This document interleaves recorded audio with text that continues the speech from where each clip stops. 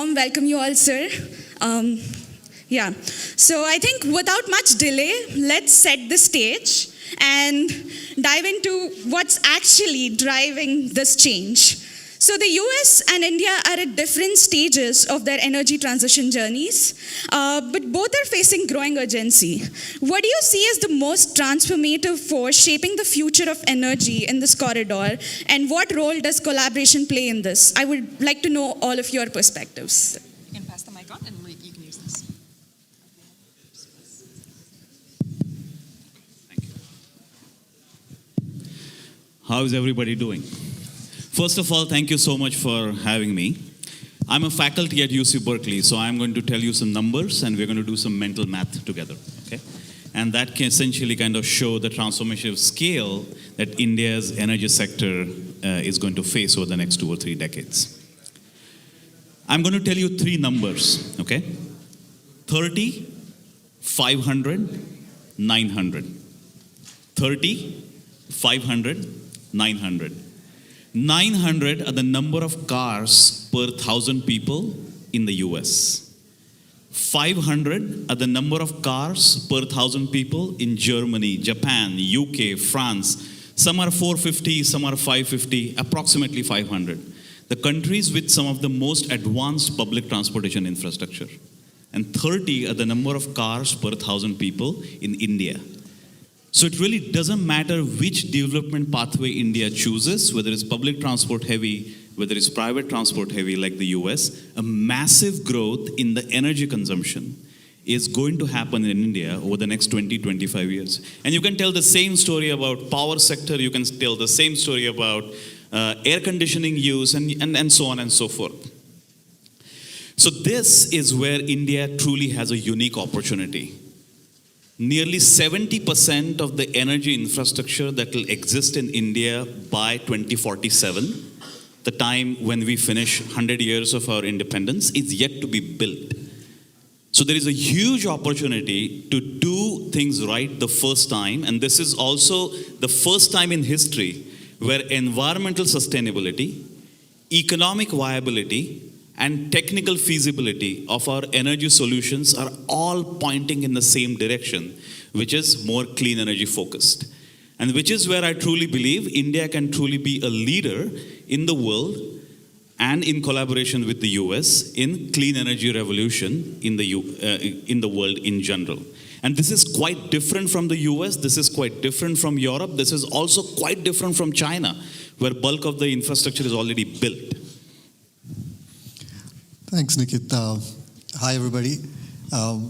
Moving on from a very intense conversation to start the day, we are now talking about 2047, and this panel is about also Viksit Bharat, but we are focusing on the word Viksit. And while we work on the Bharat history and the identity which is fundamental to it, I do think that India and the US are not at the same place in terms of the energy transition. India is an energy deficit infrastructure, 85% still importing our oil, even importing coal. The US is energy surplus in many dimensions. The political and the economic imperatives around the transition are different in the countries, even though both recognize at different levels of political acceptance this is happening. But it is very important to understand how this shapes policy in the country. Let's take the example of India, because I've been there for the last 16 years. The first 10 years before that, I was in the US, which was pre-energy transition conversation. But you see, think about India. If you look at the Indian energy ecosystem, I don't know how many of you know that the most transformative impact on Indian carbon emissions, does anyone have an idea what change in India has done the maximum carbon impact onto the Indian emission landscape? Well, the first step before electrification, the Indian government in 2015 launched what is called the Ujala scheme, Unnat Jyoti by affordable LED for all. And before 2015-14 versus now, India has shifted entirely to LED lighting. That by itself has reduced energy demand for lighting to such an extent that today India saves 4 terawatt hours of electricity demand because it is using LED lighting. In fact, it was one of the key enablers of 100% rural electrification in India, because without incandescent bulbs going to LED, you actually needed much lower electricity and demand on the grid to get electricity to the villages. The current carbon savings, the energy savings of LED bulbs on an annual basis till 2024, may not be true in 25, but until 2024, was actually more than the entire solar output of the country. It was equivalent to taking a 500 megawatt coal plant off the grid. It was equivalent to taking 27 lakh cars off the grid. And this kind of transition, whether it be the Ujala scheme or the another transformational policy, the Ujjwala scheme, which is on the LPG gas, these kind of policy imperatives are much more strongly coming out in India, because the economic imperative, this strategic autonomy imperative is quite more strongly clear, at least at the policy level.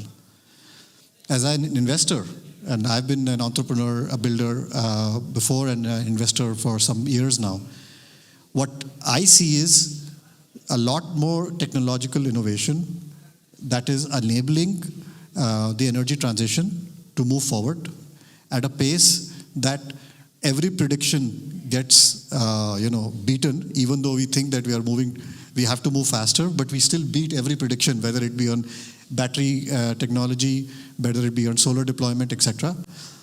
But the technology progress, that definitely is something that is across the U.S. India corridor, both in terms of innovation as well as deployment and finances. So it is something on which India and US align, though the policy imperatives and clarity is very, very different between the two countries. If I could just add a bit on that. When you think of the energy infrastructure today in India, compare that to the US, because that's the topic on hand. And compare that to the cellular and the phone technology infrastructure that exists. India really skipped a generation when it came to the phone technology, from wire drawn to a cell phone technology, and then now to the internet technology. The same thing, if you take that and move it to the energy sector, that's what's happening.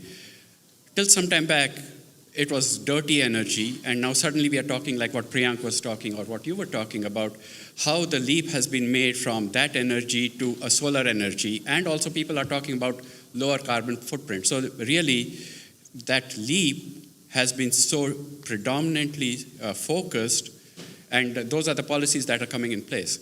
Now, why do I say that, and how do I relate that back to the US policies? Without getting into the political discussion, which we had a very good discussion, thank you for that, earlier this morning, and without getting into the US politics as well, here we seem to be taking a step back and going back to dirty energy, right?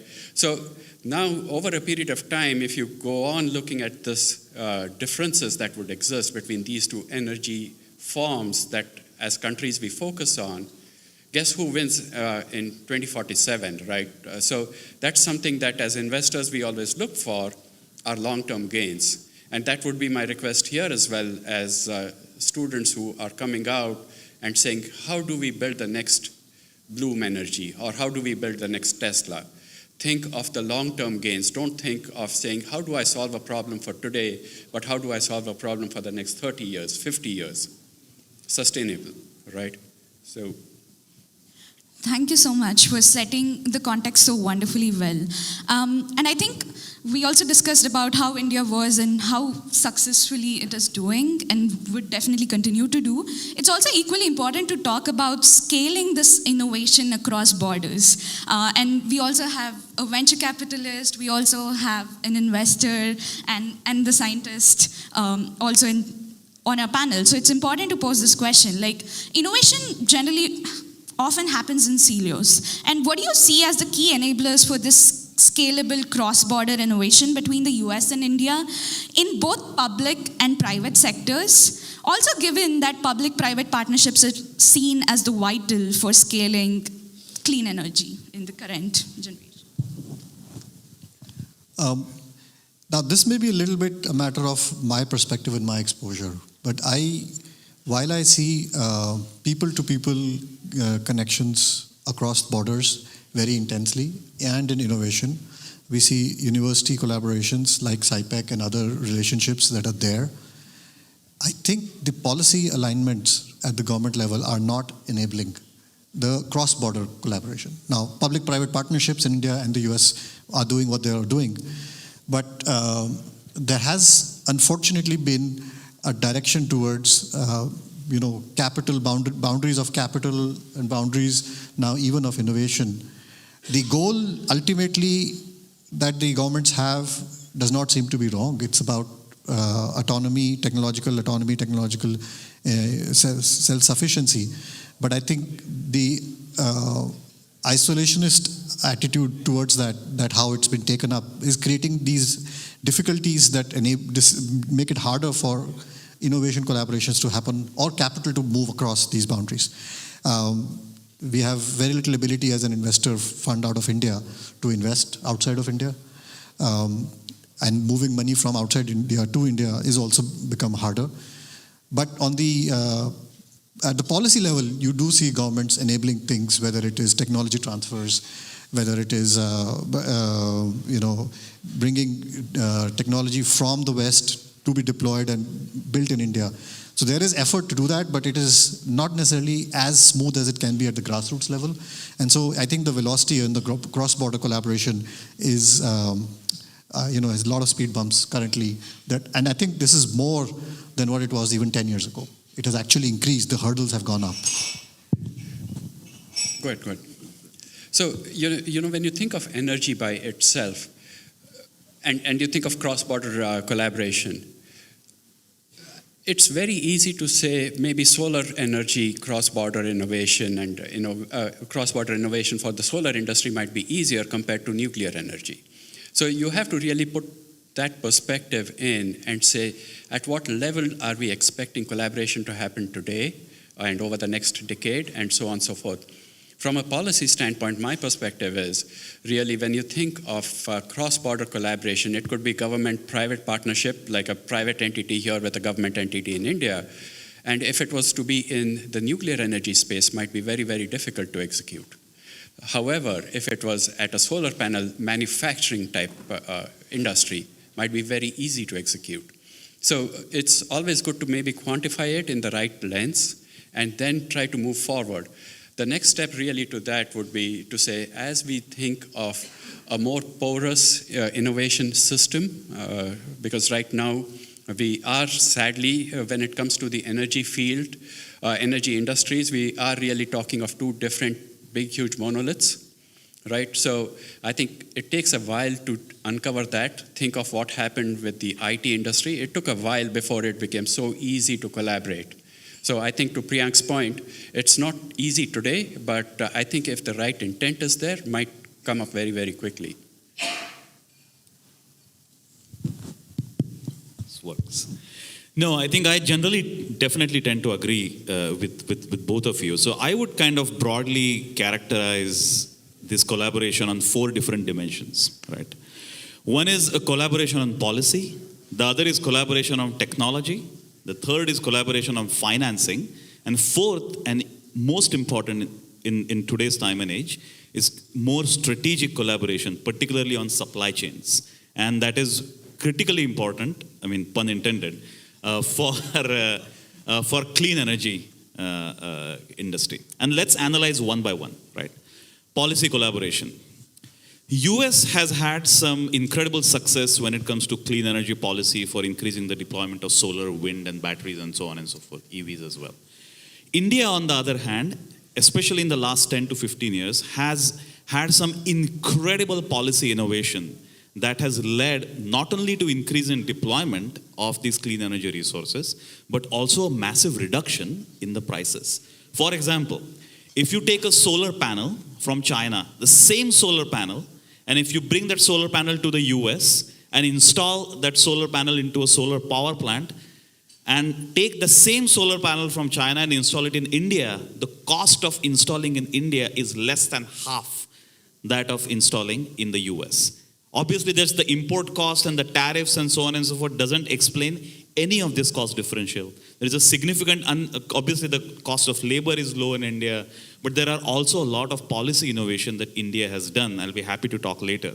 That collaboration can happen. And that collaboration, by the way, and that flow of knowledge is not going to be from US to India, but that flow of knowledge is actually from India to the US, okay? The second on technology. So there is a good news and a bad news there. For the short to medium term, over the next 5 to 10 years, largely bulk of the technology is already commercialized. There is, for example, batteries, electric vehicles, solar panels, windmills, and so on and so forth. That technology is largely commercialized. The question is really on the long-term technology viability, 20, 30, 40 years down the line. Nuclear fusion, as you rightly said, and several other technologies where you would, green hydrogen, where you would need some technology collaboration between the two. And that flow will be bidirectional, but largely dominated by US technology flowing into India.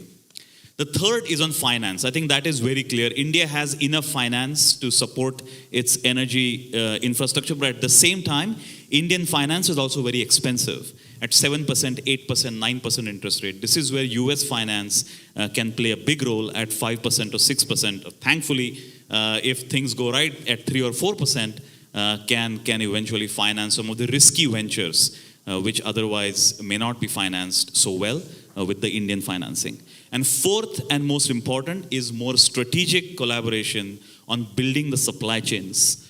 Bulk of the battery manufacturing, bulk of solar panels, etc., are still manufactured either in China or by companies that are directly controlled by the Chinese companies.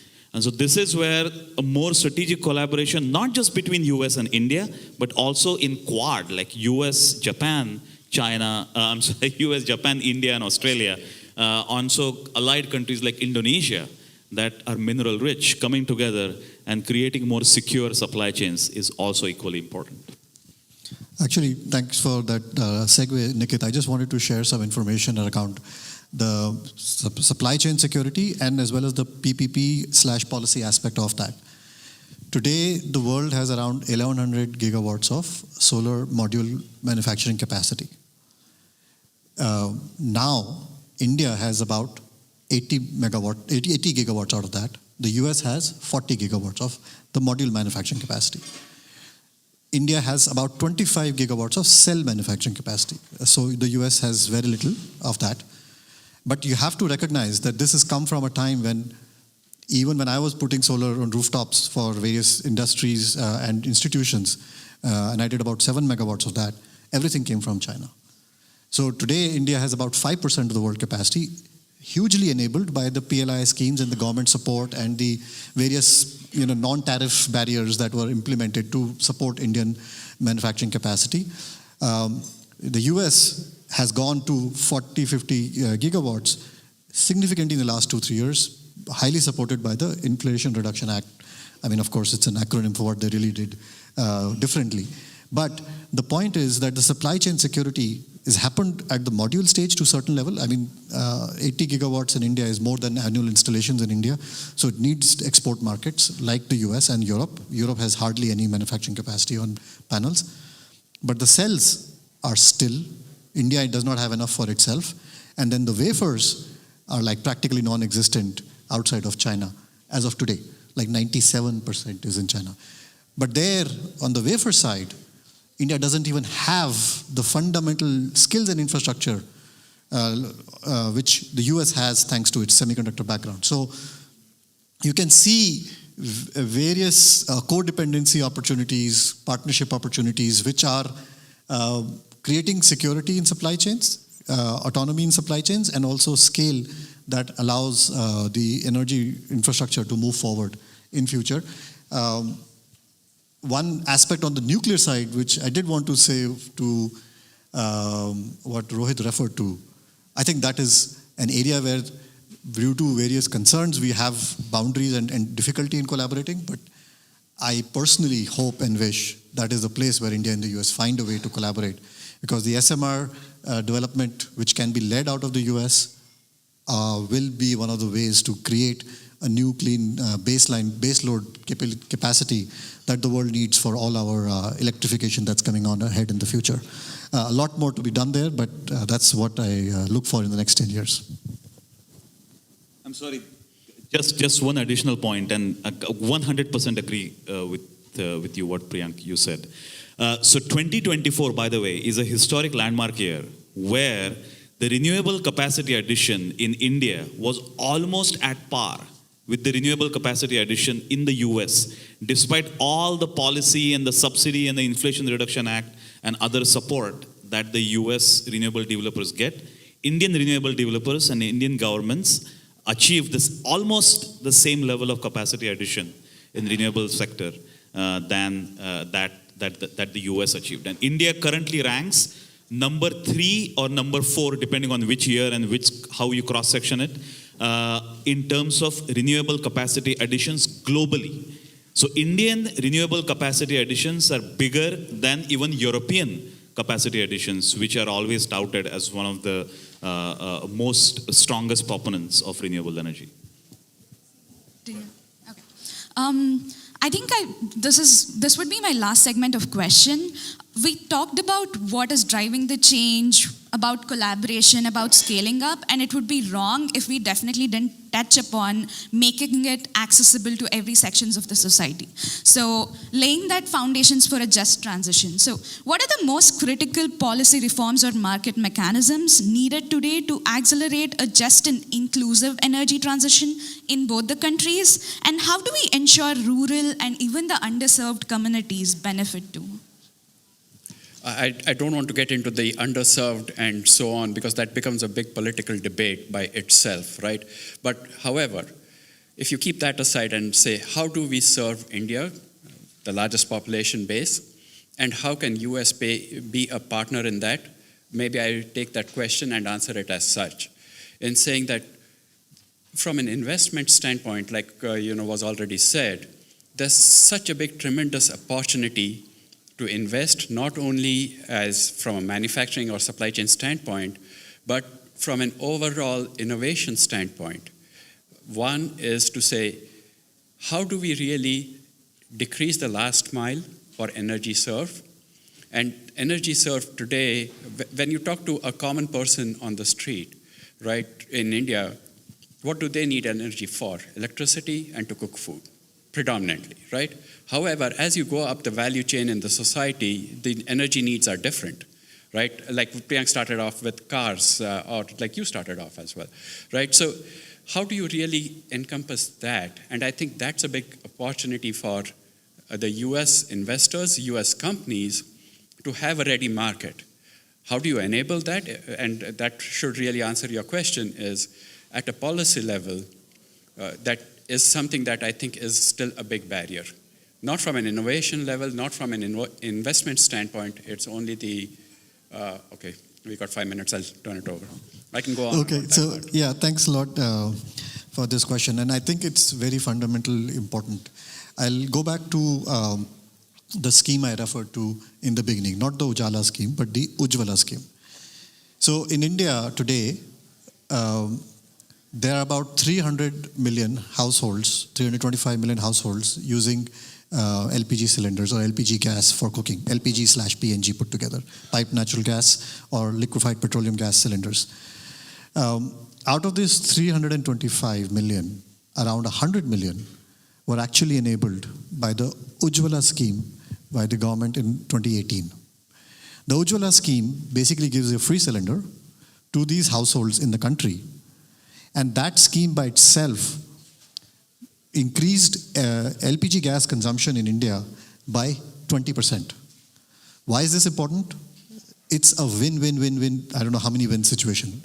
You have ladies in these rural households who are cooking with fuel wood from the forests, so they had to spend time to collect the fuel wood. They were suffering under the pollution in their chulhas. The country was, we are estimated to about 1 lakh annual deaths attributable to such cooking pollution in India. Deforestation, 1.5 million hectares of deforestation attributed to fuel wood. Pollution, You had, life of the ladies in the household spent collecting fuel wood and cooking, no time left for themselves. Just by increasing the LPG consumption, the total gas-based cooking in India increased by 20%. This, if you totally eliminate it, is expected to can potentially reduce Indian greenhouse gas carbon dioxide emissions by 200 million tons. It's not going electric, it's just going to LPG. But going from biofuels to LPG, 200 million tons of carbon dioxide emissions, some estimate even go up to 300 million tons, can be removed just by going fully gas-based. Currently, with this change, we probably have reached an estimated 60% gas-based cooking, from which was around 45-50% earlier. So this kind of a change becomes a just transition enabler. But then the technology and ventures and finance are what is required to scale it further. There are ventures I have seen which are bringing ideas like these households who have what is called the PMUI scheme households, 100 million households, they can't pay the 900 rupees or the 500 rupees for the cylinder upfront. That upfront money is a problem. So why don't we sachetize it like we do the small 10 rupee shampoo and find ways to do that so that people can buy it more easily and take their consumption of energy from around 4 kgs per year to 8 kgs, which is a more normal. And that by itself will reduce biofuel demand. So the innovation can be in this side, in the financial side, on the business model side, but can also be in other ways to get either solar cooking or other adoption happen in the country. Combined with things like the solar rooftop subsidy that the government introduced recently, that has accelerated the rooftop adoption, rooftop solar adoption in the country, that is direct subsidy. And India has, less than 15% of its solar power being done on rooftops. Most of it being utility scale, because utility scale, you are selling to the grid, you're having a business model through various, government schemes and scaling that has become economically self-sustaining. The developers don't need a subsidy anymore. They're selling electricity. I sold electricity at 4 rupees to the buyers versus the grid being for 8 rupees or something like that. But the households, adopting them, getting them to adopt in the remote places, having solar power, where it is not viable for a builder or a developer to do electricity, that can be a government transition or a enabled movement of the grid system.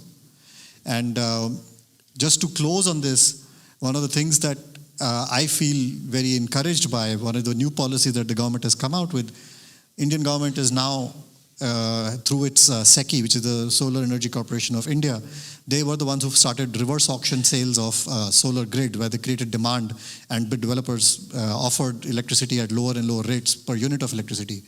Now they are offering tenders which say, I don't want just solar, I want 24-hour power. You take solar, you take wind, you take battery storage, you do whatever you want.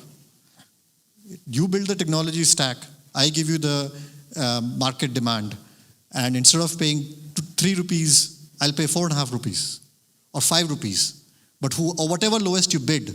But what that is creating, and I hope it will enable, is adoption of battery energy storage to counter the intermittent nature of solar and wind and to create more stable grid supply of electricity. I've had calls from companies which are what would be medium-sized companies, people who are doing different types of businesses, maybe battery, components, now saying, oh, I can make lithium batteries for BESS, how do I do this business? And so when the market demand gets created by policy enablement, then the innovation can follow behind it. And that's where the technology and the finance and the policy all work together to create magic. The change, when it happens much faster, and I don't know how many times this has been said, but we always overestimate the change in the short term, but always underestimate the change in the long term. Sir, if you could be concise, and then we can discuss more on the roundtable. Yes. So I think I'll just focus on the just transitions part of it, because just transitions essentially implies potential losses in jobs in the fossil fuel industry, say in states like Odisha, Jharkhand, and so on and so forth. And that creates some deep political economic issues. This is where India has a unique advantage because of the pace of growth of energy demand. Most of the existing fossil fuel losses in the country will not be lost by 2035. So India has that 10-year runway to plan for that transition. And of course, because of the kind of energy investments one needs, those potential job losses could also be absorbed in other forms of energy investments beyond 2035 or so. And second point is technology essentially has enabled deep cost reductions. So one can still have, for example, those coal power plants operating as babysitting assets. We are not really, see, retirement doesn't mean death, right? So we essentially treat those old coal power plants as our grandparents. They would essentially take care of the grid when new kids on the block, such as solar and wind, are essentially not generating, not producing. You still have coal power plants as backup, and there is still a place for coexistence, which is truly the mantra of India's existence as well, of all sources of energy going forward, at least for the next 25 to 30 years. Thank you so much. I think we have time for just one question, and it's a question, not a comment. Yeah, go ahead. Hi, my name is Naman. This question is largely for Professor Abhyankar and for the panel as well. But any conversation around sustainability tends to anchor on the supply side.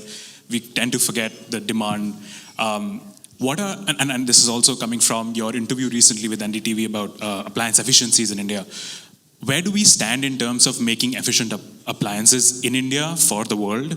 And what will drive some of those policy changes that are required for the companies to start taking efficiency seriously in India? Energy efficiency is the cheapest form of energy, right? So let me begin by saying that. So I think India, unfortunately, does lag in terms of using its energy most efficiently, and that is because of several reasons. So I believe there are three things that really need to happen. One, the role of government policy is absolutely critical in making sure all the energy efficiency standards, etc., are up to date and to the global level.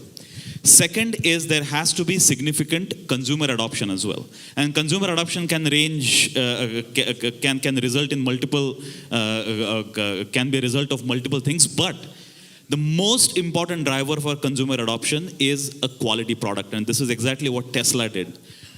So if the product gives you the same quality, then people will adopt that product, not because of efficiency, but because how good that product is. And third, and most important, is how industries, for example, respond to this challenge as well. So I'll just add to that with an example, right? The Ujala scheme is an example of efficiency. We went from heaters that often to end of throwing light, which is incandescent bulbs, to LEDs. But another example is like in air conditioning. The second largest demand source in the country, or the fastest growing demand source in the country, particularly in a tropical place like India. So ISHRE, or Indian Society for Heating, Refrigeration and Air Conditioning Engineers, which I happen to be part of, they've brought together new policies to building codes in the country for building efficiency, as well as 5-star or 4-star labeling for energy efficiency of air conditioning systems. But the difficulty that also needs to be understood is everyday decisions of people are not driven by moral goals, right? They're driven by economics. So we need to translate the total cost ownership advantages of efficiency into benefits to the consumers that are realized. In India, as Nikit also referred, cost of capital is much higher. India is a capital-starved country. So there are very high level of rate of discounting for future benefits. So that discounts down pretty quickly, and people are much more looking at immediate benefits. Plus, there's also an initial capacity to pay question. So I believe there is some opportunity to think about policy support where you change the way the payment or the cash flow moves for the individual, where maybe he pays less for the energy efficient appliance upfront, but gets the energy savings payout for the appliance, and then over time gets benefit, or some other such ways to increase adoption of energy efficient appliances. For example, in air conditioning, where you have now 4-star, 5-star appliances, but when I try to buy, I see the price difference and I see why people don't buy them as much as the government would like it. Of course, the information is now come in, certification has come in, which is good, but the adoption needs to be supported in ways to address the particular dynamics of the Indian consumer or the Indian customer that the government is trying to get them to buy this stuff. Thank you so much. We are running late, and you can ask more questions at the roundtables. And I would take this opportunity to thank our distinguished panelists for inspiring us with their expertise, and also for all the audience for your participation in such a relevant dialogue.